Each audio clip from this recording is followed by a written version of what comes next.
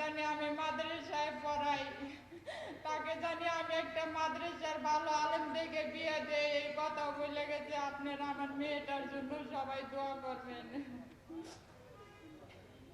আর আমার স্বামীকে হাসিনা সরকারের শয়তানেরা মারছে, হাসিনা সরকার অনুমতি দিতে, এই জন্য আমি হাসিনা সরকারের ফাঁসি চাই। আর যারা যারা আমার স্বামীর, যাদেরকে মনে করেন যারা এই হাসিনা সরকারের অনুমতি নিয়ে আমার স্বামী গুলি করছে, ওদেরকেও আমি ফাঁসি চাই।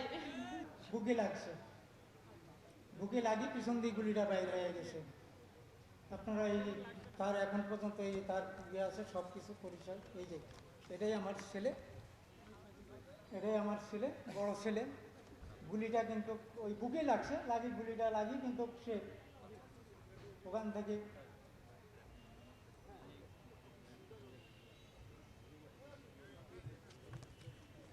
গুলিটা লাগার পর ওই ওখানেই বন্ধু বান্ধব তারা ছাত্ররা ছিল, ওরা আলোকি হাসপাতাল নিয়ে গেছে। আলোকি হাসপাতাল নেওয়ার পর 10 থেকে 15-20 মিনিট পর মনে হয় তার জীবন যায়, তাই ওখানে মারা যায় মেডিকেলে। মারা যাওয়ার পর তাকে ওখান থেকে আমরা আমাদের দেখাশুনে নিতে, আমার তেমন একটা, আমরা গরিব মানুষ, আমাদের তেমন জায়গা সম্ভব নাই। ওই ছেলেই সব কিছু আমার নির্ভর ছিল। যাই হোক, আমার ছেলে চলে যাওয়ার পর এখন আমরা হলাম অসহায়, আমরা হলাম অসহায়। যাই হোক, আমার ওই ছেলে তো চলে গেছে। এখন আমার একটা দাবি, সরকার যেন আমাদের দেখাশোনা করে। আর আমাদের ভিতরে পড়ালেখার ভিতরে তো কেউ নাই। যাই হোক, আমার একটা মেয়ে আছে, ওই মেয়েটা যেন সরকারের জন্য আমার একটা চাকরি বন্দোবস্ত করে দেয়। আর আমি তো বুড়া মানুষ, আমি তো চলার মতন কোনো উপায় নাই, আমার জন্য সরকারের জন্য যে কোনো একটা বন্দোবস্ত করে দেয়, এটাই আমার দাবি। আর এর জন্য উপযুক্ত যার বিচার হয় তাকে যেন ফাঁসিতে দেওয়া হয়, এটাই আমি প্রত্যাশা করতেছি সবার কাছে, এটাই আমার দাবি। তা আসসালামু আলাইকুম, আমার বক্তব্য বিশেষ। আসসালাম।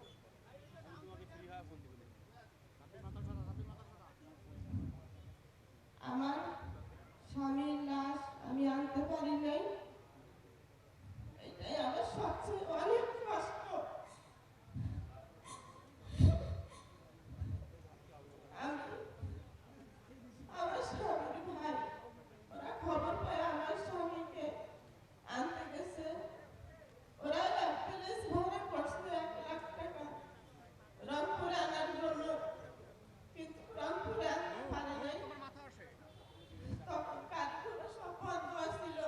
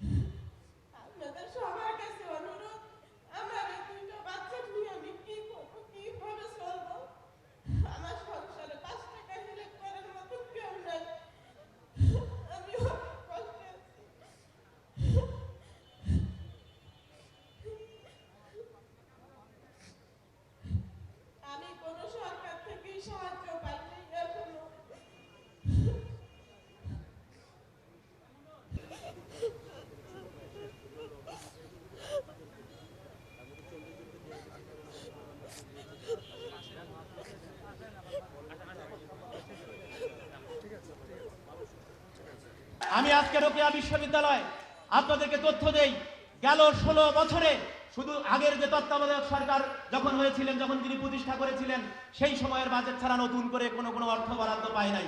মাত্র 1 লাখ টাকা গেল বছর কিন্তু উন্নয়ন বরাদ্দ পেয়েছিল, যেখানে অন্যান্য বিশ্ববিদ্যালয় 1000 কোটি টাকা উপরে পায়। তাহলে আবু সাইদের যে আকাঙ্ক্ষা, 24-এর যে আকাঙ্ক্ষা, আবু সাইদ যে কারণে জীবন দিয়েছিল, সে কারণে এই রংপুর বিভাগের এই উন্নয়ন বৈষম্য দূর করতে আমরা এই অভ্যুত্থানের একজন অগ্রগামী কাণ্ডারি হিসেবে আপনার কাছে বিনয়ের সাথে আহ্বান করতে চাই।